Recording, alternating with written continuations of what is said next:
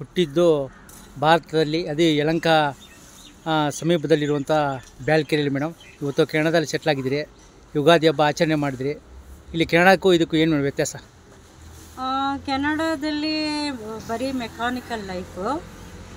ಅಲ್ಲಿ ಈ ಥರ ಹಬ್ಬ ಏನು ಅಷ್ಟೊಂದು ಇಂಟ್ರೆಸ್ಟಾಗಿ ಮಾಡೋದಿಲ್ಲ ಅಲ್ಲಿ ಯಾರು. ನಮ್ಮ ಜನ ತುಂಬ ಕಮ್ಮಿ. ಅಲ್ಲಿ ಕನ್ನಡ ಸಂಘದಲ್ಲಿ ಸ್ವಲ್ಪ ಒಬ್ಬಟ್ಟು ಊಟ ಅದೆಲ್ಲ ಮಾಡ್ತೀವಿ ಎವ್ರಿ ಇಯರು. ಆಮೇಲೆ ಇಲ್ಲಿನ ಥರ ನಮಗೆ ಜನದ ಬೆಂಬಲ, ಈ ಥರ ಊಟ, ಈ ಥರ ವೆದರು ನಾವೆಲ್ಲ ತುಂಬ ಮಿಸ್ ಮಾಡ್ತೀವಿ. ಯಾವಾಗಲೂ ನಾವು ಅಲ್ಲಿದ್ರೂ ಎವ್ರಿ ಡೇ ನಾವು ಇಂಡಿಯಾನೇ ಮಿಸ್ ಮಾಡೋದು, ಇಂಡಿಯಾ ಫುಡ್ಡೇ ನಾವು ತಿನ್ನೋದು.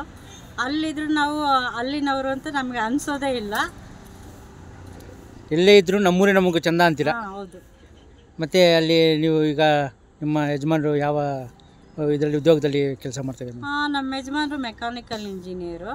ಅವರು ರಿಯಲ್ ಎಸ್ಟೇಟು ಮತ್ತು ಟ್ರಕ್ ಬಿಸ್ನೆಸ್ ಮಾಡ್ತಾರೆ. ಖುಷಿಯಾಗಿ ಕುಟುಂಬ ಇದೆ ಹಂಗಾದ್ರೆ? ಅಲ್ಲಿ ಸರ್ಕಾರ ನಿಮಗೆಲ್ಲ ಸವಲತ್ತು ಕೊಡ್ತಾ ಇದೆ? ಎಲ್ಲ ಕೊಡುತ್ತೆ ಎಲ್ಲ. ಇದು ಕೆನಡಾ ನಮ್ಮ ತಂದೆ ಥರ, ಇಂಡಿಯಾ ನಮ್ಮ ತಾಯಿ ಥರ. ನಾವು ಯಾವುದ್ರ ಬಗ್ಗೆ ನಾವು ತಪ್ಪು ಹೇಳೋಂಗಿಲ್ಲ.